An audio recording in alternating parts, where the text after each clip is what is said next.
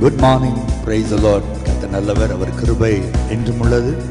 இந்த காலை வேளையிலும் உங்கள் அன்பு சகோதரன் காட்வின் மோசஸ் அன்போடு உங்களை வாழ்த்தி ஆசீர்வதிக்கிறேன். இந்த நாள் பொழுதும் கர்த்தரே உங்களுக்கு பலனாய் இருப்பாராக. ஆமென், ஆமென், ஆமென்.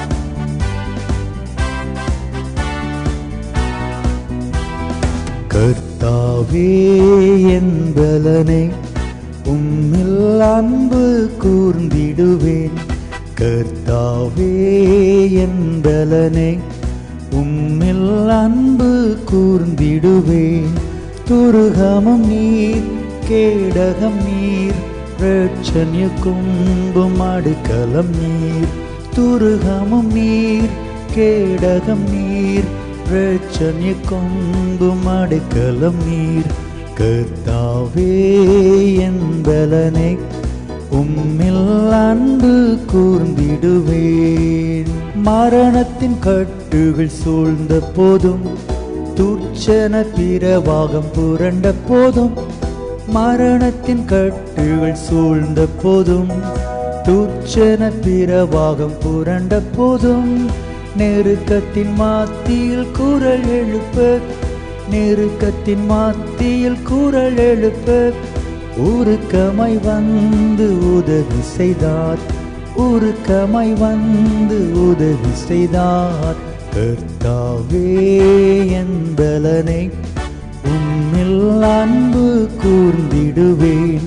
கர்த்தாவே என் பலனே, உம்மில் அன்பு கூர்ந்திடுவேன். துருகமும் நீர், கேடகம் நீர், இரட்சணிய கொம்பும் அடைக்கலம் நீர்.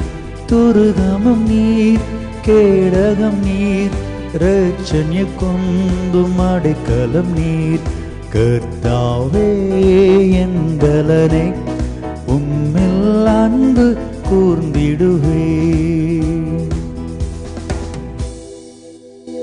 தாவீது சொல்லுகிறார், என் பலனாகிய கர்த்தாவே, உம்மில் அன்பு கூறுகிறேன். தேவனுடைய பிள்ளைகளே, ஒருவேளை உங்களை பார்த்து நீங்கள் ஆண்டவரை அன்பு கூறுகிறீர்களா என்று கேட்டால், எஸ் பிரதர் என்று திட்டமாய் சொல்லுவீர்கள்.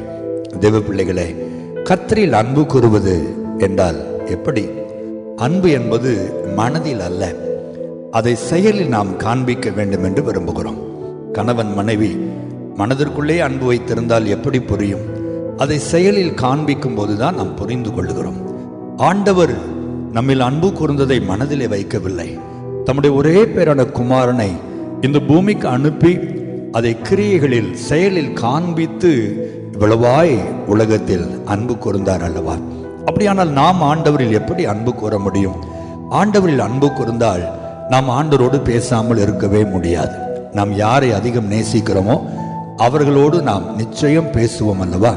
அப்படியானால் காலையிலே எழுந்த உடனேயே இந்த புதிய நாளுக்குள் என் ஆண்டவர் என்னை கொண்டு வந்தாரே, அப்பா உமக்கு நன்றி என்று அவரோடு பேசுகிறவன் அவரில் அன்பு கூறுகிறவன். இரண்டாவது, எனக்காகவே என் ஆண்டவர் இந்த வேத புத்தகத்தை எழுதி கொடுத்தாரே, என் ஆண்டவரின் அன்பு கடிதங்கள் அல்லவா என்று ஆண்டவருடைய வேதத்தை ஆர்வத்தோடு முழங்காலில் நின்று தியானிக்கிற மனுஷன் ஆண்டவரில் அன்பு கூறுகிறவன். மூன்றாவது, வாரத்துக்கு ஒரு முறை தேவனுடைய வீட்டுக்கு சென்று தேவ பிள்ளைகளோடு இணைந்து கடந்த வாரமெல்லாம் ஆண்டவர் செய்த நன்மைகளை நினைத்து அவருக்கு நன்றி செலுத்துகிறவன் ஆண்டவரில் அன்பு கூறுகிறவன்.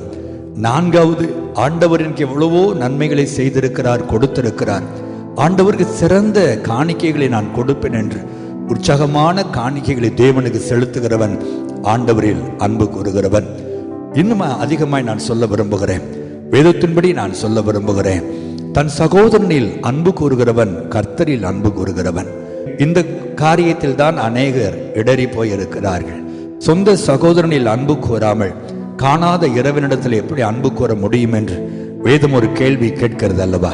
தெய்வ பிள்ளைகளே, உங்கள் சகோதர சகோதரிகளோடு அன்பாய் இருங்கள். ஒரு தாய் வயிற்றிலே உங்களோடு பிறந்த உங்கள் சிப்லிங்ஸ் என்று அழைக்கப்படுகிற உங்கள் சொந்த சகோதர சகோதரிகளில் அன்பு கூறுங்கள்.